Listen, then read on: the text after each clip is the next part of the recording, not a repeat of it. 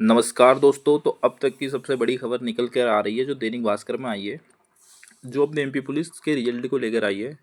Result नहीं आने का कारण इसमें बताया गया है। वो क्या कारण है वो पूरी जानकारी अपन देखते हैं कि जो दैनिक भास्कर में आज के लिए क्या आया है। उसमें लिखा हुआ है कि ओबीसी आरक्षण विवाद में उलझ गया आरक्षक भर्ती का अंतिम रिजल्ट। 7,411 पदों के लिए होना है सिलेक्शन और ओबीसी के सभी 27% पदों के लिए रिजल्ट बनाएं या 13% को होल्ड करें।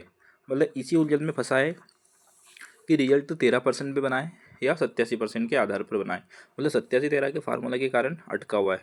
उसमें आज क्या लिखा अपन उस सारी जानकारी पढ़ते हैं और उसका रिजल्ट कब तक आ सकता है एमपी पुलिस का, उसके बारे में भी थोड़ा सा देखते हैं।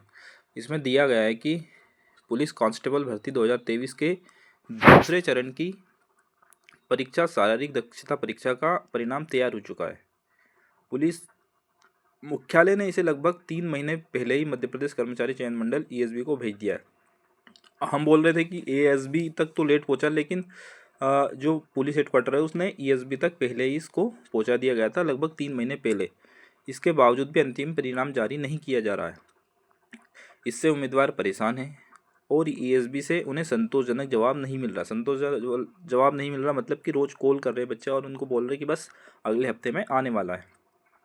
नेक्स्ट दिया कि अंतिम परिणाम में देरी से उम्मीदवारों की चिंता बढ़ रही है। बताया जा रहा है कि ओबीसी आरक्षक विवाद के कारण परिणाम को रोका गया है। इस मामले में ईएसबी ने शासन के मार्गदर्शन मांगा है। शासन से मार्गदर्शन ये मांगा है।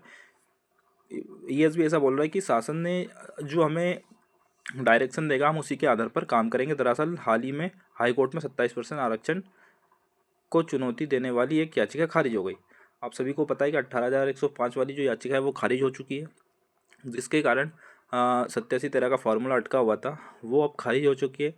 इसके बाद ईएसबी का इस बात को लेकर निर्णय नहीं ले पा रही है कि आरक्षक भर्ती में जो ओबीसी है उसको 27% आरक्षण दिया जाए या नहीं दिया जाए। ठीक है, तो ये भर्ती 7,411 पदों के लिए हो गई थी। अब उनको पता है कि जो याचिका लगी थी 18,105/2021 ये डिस्पोज हो गई। तो ईएसबी ये कंफर्म नहीं कर पा रहा कि जो रिजल्ट दे वो 87% के आधार पर दे या 100% के आधार पर दे, क्योंकि जो मेन अड़चन थी वही ख़त्म हो गई।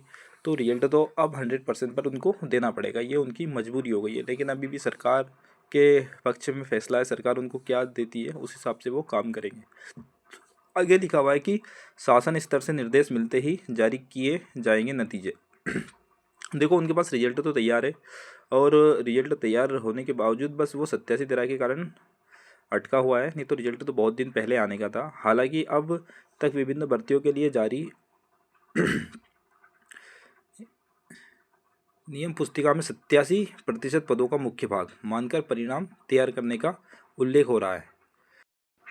आरक्षक भर्ती को प्रक्रिया में ओबीसी के लिए आरक्षित 27% पदों में से 13 को रोके जाने की बात कही गई है। ऐसे में कुल 100% पदों में 87% पदों की मुख्य भाग मानकर परिणाम तैयार किया गया है। शेष 13% को काल्पनिक पद मानकर ओबीसी और अनारक्षित उम्मीदवारों को चयन की प्रक्रिया हुई है।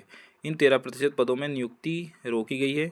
ईएसबी के डायरेक्टर साकेत मालवी ने कहा है कि शासन स्तर पर निर्देश मिलते ही परिणाम जारी किए जाएंगे। हमारे ईएसबी के जो डायरेक्टर है साकेत मालवी जी का कहना है कि जैसे ही ईएसबी को जीएडी यानी सामान्य प्रशासन विभाग कुछ आदेश देता है तो उसके हिसाब से अपना रिजल्ट जारी कर देंगे। सामान्य ड्यूटी के 7,090 पदों पर होनी है नियुक्ति। यह भर्ती परीक्षा 7,411 पदों के लिए निकाली थी, जिसमें से आरक्षक सामान्य ड्यूटी के 7,090 और रेडियो के 321 पद शामिल है। इसमें 87% पदों का मुख्य भाग मानकर परिणाम जारी करने की तैयारी थी।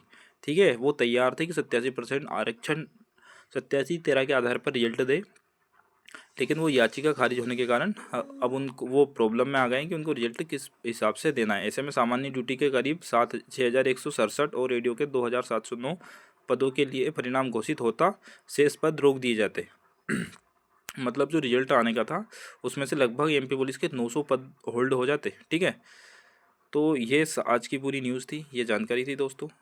रिजल्ट हमारा बहुत दिन से तैयार है, उसमें कोई शक नहीं है। और जो पुलिस हेडक्वार्टर ने अपना पूरा डाटा उन्होंने ईएसबी को भेज दिया था, लेकिन ईएसबी ने क्या कहा कि वो याचिका जो हटने के कारण, डिस्पोज होने के कारण ईएसबी फंस चुका है कि वो करे क्या आखिर।